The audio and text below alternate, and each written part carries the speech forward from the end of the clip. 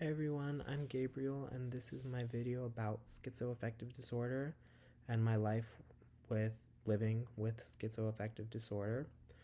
I guess I'll start at the beginning where when I was a kid, I had a lot of mood, I guess the affective part of schizoaffective disorder, which is pretty common for schizoaffective to not become prevalent until your 20s, and it was pretty much cookie cutter for me. I became paranoid in my 20s, and that's when everything started to get worse. And that's when I was diagnosed schizoaffective. I was diagnosed in my 20s, around 21. I'm not sure because I don't remember. I have really bad memory now. I don't remember how things, the order of events of things, or how, when they happened, but I'm aware of the year we're in, but not really like the order of events that's happened. So, as a kid, I was really depressed, and the part of having schizophrenia or schizoaffective is that your emotions are very amplified, and I told my friend it's like I'm a guitar that's being amplified, and I feel like it's true because I feel like other people aren't experiencing emotions as intensely as I am, and I'm feeling things really intense. So basically, I was in depressing situations. My parents were divorcing. I was confused. I feel like the confusion has really, I don't know if that's true, but the confusion of like the divorce of my parents was something that set off my mental health. So, and just the uncertainty. I hate uncertainty. And for a long time, I was very uncertain about what was wrong with me because nobody knew what was wrong with me. I was diagnosed with depression, anxiety, and things like that. And it never felt like the right diagnosis for me because I knew something was wrong. Like there's something more to it.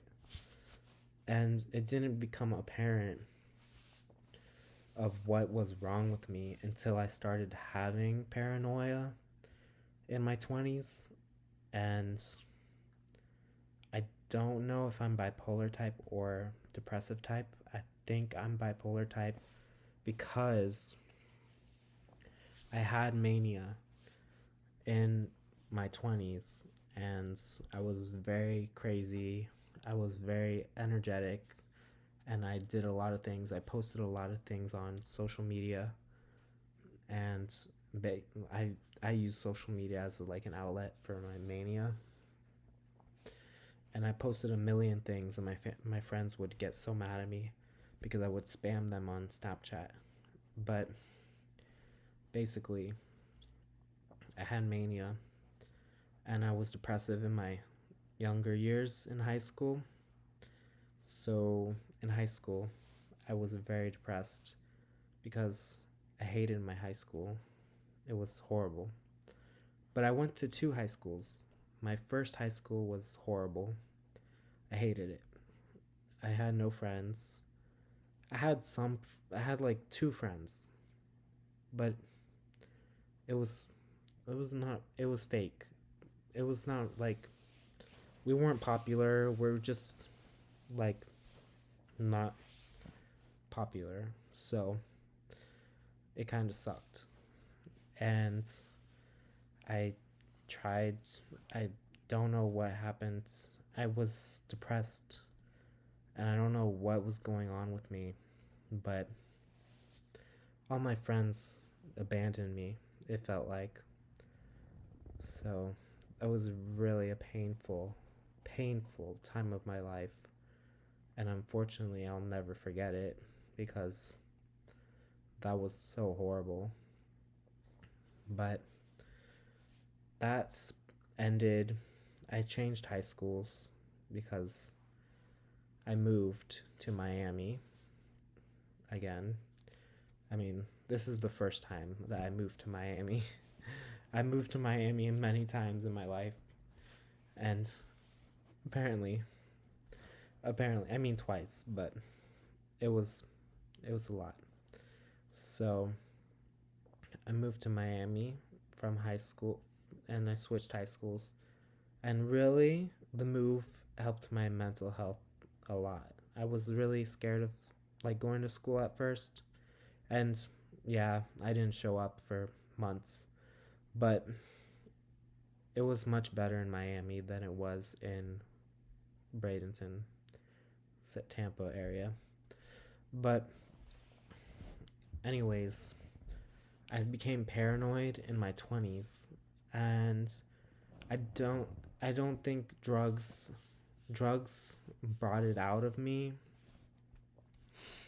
I don't think they helped, but they definitely brought it out more than um than if I had not done drugs. So I smoked weed and I had a bad reaction to it.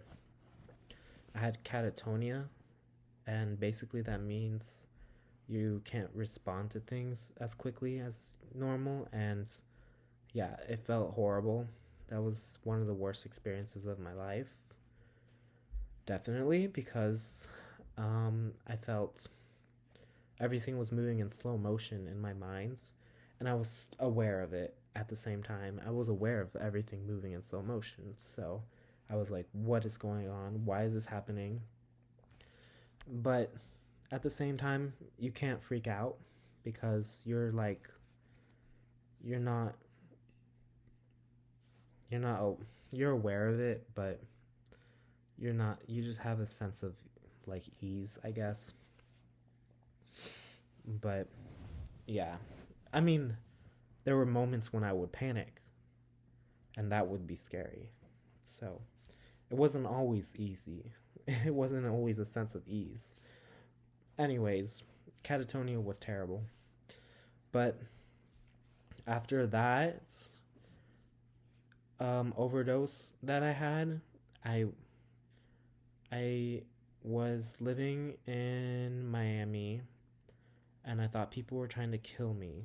So I had an intervention of my therapist, who's my therapist now, and a caseworker who I still know, and I she's great.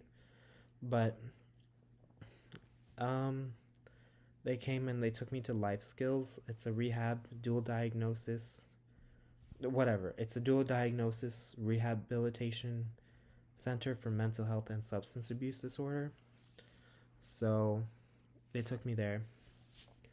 And that's when I finally received a schizoaffective disorder diagnosis. And I'm so grateful for that disorder, for that diagnosis. I mean, not, I'm not grateful for the disorder. I hate it. But like, there's good days and there's bad days. But it is what it is. You can't change it. You were born with it. I mean, it's genetic and it's environmental as well. So, I mean, nobody knows what it is, but I'm guessing it's like genetic and environmental. But that's when I finally got schizoaffective disorder diagnosis, and I've been on meds for it, and the meds are really helpful because it's just something so simple that nobody ever gave to me. They never gave me antipsychotics as a kid, but they help so much, and I'm so grateful for them because I would not be able to have a job and be where I am now. So I hope that someone can relate to this, and I'm posting this to see if any of you guys have similar experiences, And I'm just trying to see if anyone else has gone through the same thing. So, thank you so much for watching, and hope you have a nice day. Bye.